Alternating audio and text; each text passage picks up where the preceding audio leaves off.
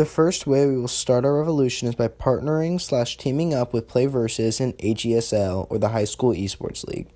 To sign up for HESL, one must first have a teacher who would have the time and desire to lead the club. Secondly, we have to find other students who are interested in the club and invite them. Third, you work with the teacher to finalize paperwork and organize meetings. Next, you communicate the meeting times and dates to your fellow students, and then you host a team meeting, and lastly, you get partnered with HSCL. To get partnered, all that has to be done is to fill out the form on their website and wait for it to be processed, and then follow the instructions on their website. PlayVersus is a similar application process.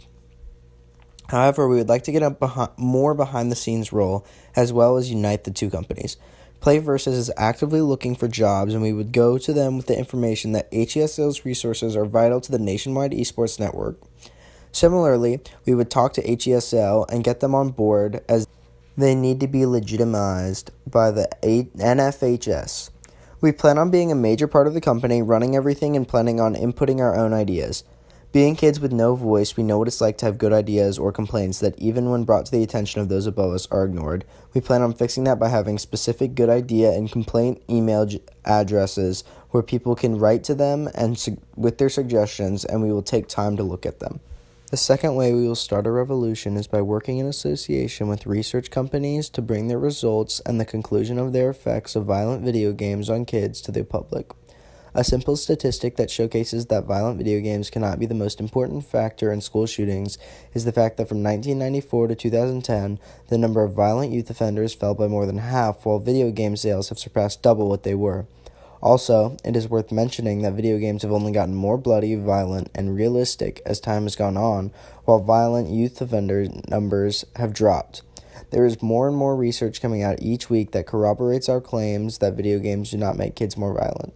In Brown versus the Entertainment Merchants Association, the United States Supreme Court ruled 7-2 that California could not ban the sale of violent video games to minors because they did not prove that these violent video games caused minors to act aggressively. One way to assure our revolution's longevity is by getting the government involved. If we were to have the government help to quick start this industry in high schools and allow them to profit off this by charging admission and concession as well as merchandise, schools can benefit greatly from having a really good esports team. In 2016, the esports industry produced an estimated $493 million in revenue, a growth of 51.7% from 2015. That number is projected to surpass $1 billion by 2019. If we were to convince schools to support these programs, they could largely benefit from this and receive sponsorship deals from companies, as they account for 40% of the money in esports, and this industry is skyrocketing. Another way for us to keep our revolution's longevity is by hopping on new trends. With zombie game modes in the past and Battle Royale has been on the rise in popularity. Over the years, many games trends have come and gone. All these types of gameplay have been around before, but became mainstream during their time in the spotlight. The first one being the open world craze, where players could roam around the map and do anything they wish. Following the open world craze was survival games play with Minecraft. Minecraft brought a whole new level of survival with the addition of new things like crafting mechanics and many more. After Minecraft, the undead rose and took the gaming community by storm. Players were placed in a post-apocalyptic world and had to defend against the undead. Then came Battle Royale, where players were put up against each other to collect weapons and materials and be the last one standing. Other trends like these will allow the gaming community to stay relevant and stay interesting while gaining the interest of people who were not interested before. With popular games like Fortnite, PUBG, and Overwatch taking the gaming world, this will help us get mainstream consumer awareness.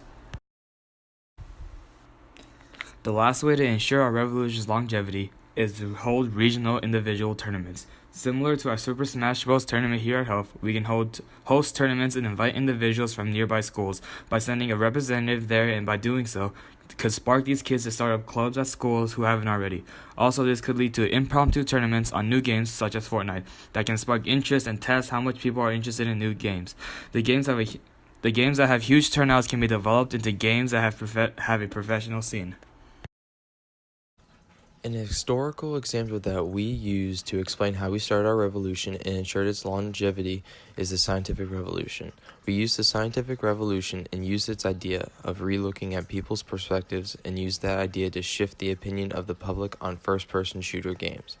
By showing more and more research that shows violent video games have little association with violence and have many more positive than negatives, we can shift the public's opinion on them.